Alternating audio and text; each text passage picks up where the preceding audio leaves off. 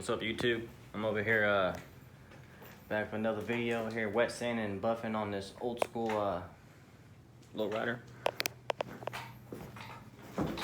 Taking an orange peel and some big runs out. Did it with 1,000 and 200.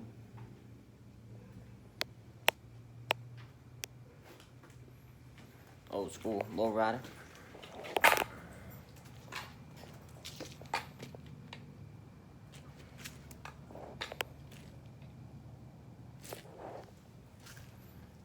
So yeah, let's do a little short video. Show what the work I'm doing. Got my little setup everywhere, a little mobile. I'm gonna go ahead. I've been hitting it with the Rotary 110, which McGuire's 110 is awesome shit. I was using 105 a lot. 110's is where to go. That's what I've been using. With the I'm using 110 with the DeWalt.